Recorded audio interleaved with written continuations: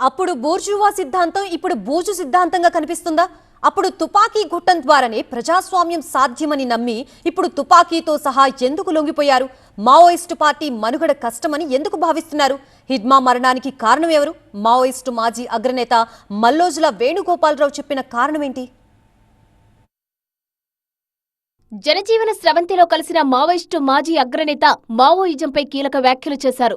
ప్రస్తుత పరిస్థితుల్లో Maoist party మనుగడ సాధించలేదన్నారు. బూర్జువా సిద్ధాంతాలపై మావోయిస్టు పార్టీ మనుగడ ఉండజాలదన్నారాయన. టీవీ9కి ఇచ్చిన ఇంటర్వ్యూలో హిడ్మా ఎన్కౌంటర్పై నోరు విప్పారు మల్లోజుల వేణుగోపాలరావు. నేను సమాధానం చెప్తే ఎవ్వరూ వినరండి. కాబట్టి పాపం అభయ్ గారికి చేతులెత్తి దండం పెట్టాలి. అభయ్ గారే చాలా చక్కగా ఇడుమ మరణానికి కారకులు ఎవరనేది ఆయనే చాలా వివరమైన 2 పేజీల స్టేట్మెంట్ విడుదల చేశాడు. ఒక్కసారి మీరు అది చూడండి. అందులో ఎవరో టేకేదారులు కారణమయ్యారు, ఎక్కడికి పంపించాము, ఆ కాంట్రాక్టర్లు పట్టించారని చెప్పి చాలా సోదాహరణంగా ఆయన వివరించారు. ఆ స్టేట్మెంట్ సరిపోతుంది ప్రపంచం కళ్ళు తెరవడానికి. తాము అడవుల్లో ఉన్నప్పుడు ఆదివాసీలతో కలిసి పనిచేశామని, ఈ క్రమంలో కొన్ని ఘోరమైన తప్పులు చేశామని మల్లోజుల తెలిపారు. ఈ క్రమంలో తాము మరో మార్గాన్ని ఎంచుకోక తప్పని పరిస్థితి వచ్చిందన్నారు. అడవులలో ఉన్నప్పుడు మేము ఆదివాసుల మధ్య బతికినము, పెరిగినము. వాళ్ళ కోసమే అన్ని అంకితభావంతో పనిచేశాం. సమస్త పీడిత ప్రజల కోసం మా పార్టీ పనిచేసింది. ఆ రకంగా పనిచేస్తూ మేము చాలా ఘోరమైన తప్పులు చేశాం. ఆ తప్పులతో ఇక మేము మా ఉనికిని నిలబెట్టుకునే పరిస్థితి లేకుండా పోవడంతో ప్రజల మధ్య పనిచేయడానికి ఒక తపనతో, ఒక ఆరాటంతో మేము మరో మార్గాన్ని ఎంచుకోక తప్పలేదు.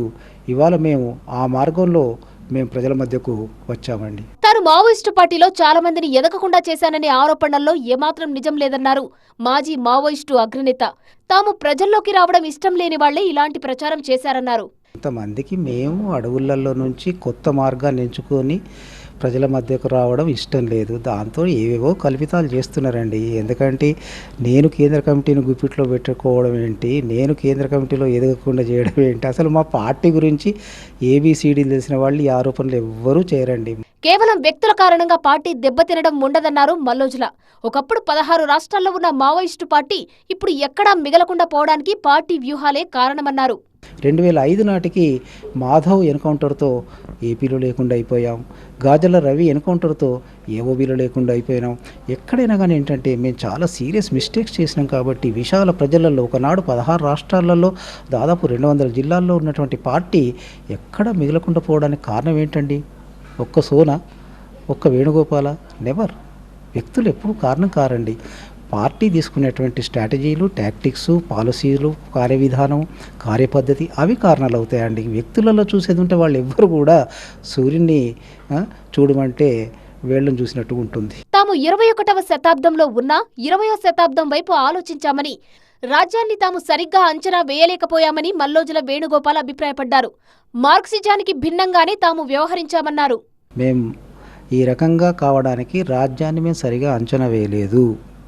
రెండవది, మార్క్సిజాన్ని సరిగా అర్థం చేసుకోలేదు. లెనిన్ చెప్పినటువంటి పార్టీ నిర్మాణ సూత్రాలు మాకు ఉంటబట్టలేదు. మేము వాటన్నిటిని మా వ్యూహం ఎత్తుగడల పుస్తకాలలో, డాక్యుమెంట్లో చాలా స్పష్టంగా రాసుకున్నాం. కానీ అందుకు భిన్నంగానే మేము వ్యవహరించినాం. మేము 21వ శతాబ్దంలో ఉండి 20వ శతాబ్దం వైపు చూస్తూ వచ్చినాం. ఆ లోపాలను సరిదిద్దుకోవడానికి మా ముందు ఈ మార్గం తప్ప మరో మార్గం లేదండి. అర్బన్ మావోయిజం అనేది లేనే లేదన్నారు మల్లోజుల. మావోయిజం అర్థం చేసుకున్న వాళ్ళు ఆ రకంగా మాట్లాడారన్నారు. మావోయిజం అనేది అర్థమైన వాళ్ళు ఆ రకంగా మాట్లాడరండి. అర్థం కాని వాళ్ళే అర్బన్ మావోయిజం అంటారు. గాంధీ గురించి అర్థం కాని వాళ్ళే గాంధీయన్ సోషలిజం అంటారు. గాంధీయన్ సోషలిజం ఉంటుందా? అర్బన్ మావోయిజం ఉంటుందా?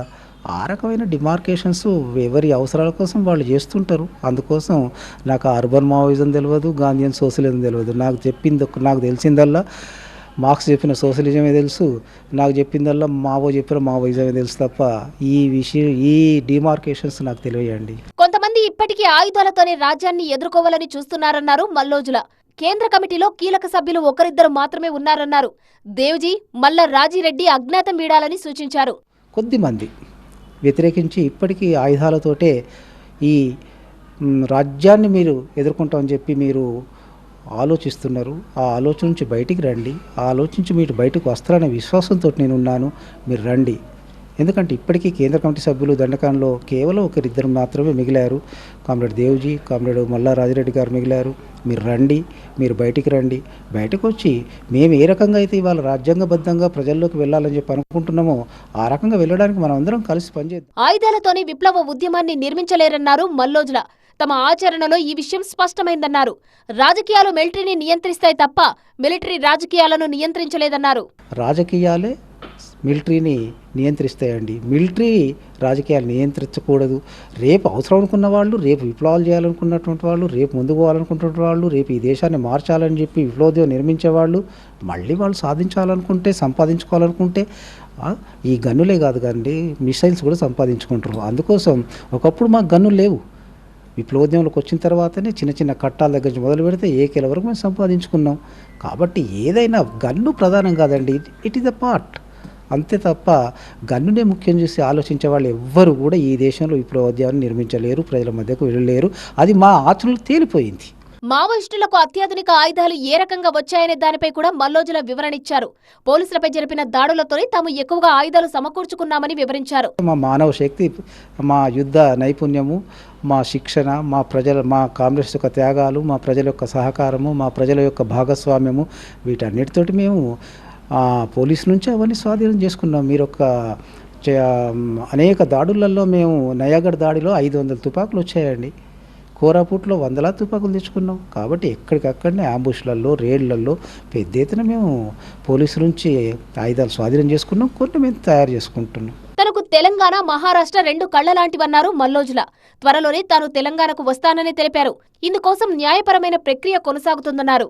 నన్ను కన్న తెలంగాణకు ఎప్పుడైనా కానీ నేను రావడానికి సిద్ధంగానే ఉన్నాను. అయితే అంతకన్నా నన్ను పెంచిన అటవీ ఉద్యమం, నన్ను పెంచిన మహారాష్ట్ర ఉద్యమం, వాళ్ళంతా కూడా నన్ను కళ్ళల్లో వత్తులు పెట్టుకొని కాపాడుకున్నారు. కాబట్టి నాకు తెలంగాణ, మహారాష్ట్ర రెండు కళ్ళు లాంటివి. కాబట్టి మీ మధ్యనే ఉంటాను, మీ మధ్యకే వస్తాను. నా కోసం ఇప్పుడు కొన్ని లీగల్ ఐడెంటిటీస్ తయారవుతున్నాయి. అవి పూర్తయిన తర్వాత తప్పకుండా మీ మధ్యనే ఉంటాను నేను. మావోయిస్టు పార్టీలోకి కొత్త రక్తం రావడం లేదని, ఉద్యమంలో ఉన్న వాళ్ళందరూ వృద్ధులైపోయారన్నారు మల్లోజుల. చైనా, రష్యా బూజు సిద్ధాంతాలపై ఉనికిని కొనసాగించలేమన్నారు.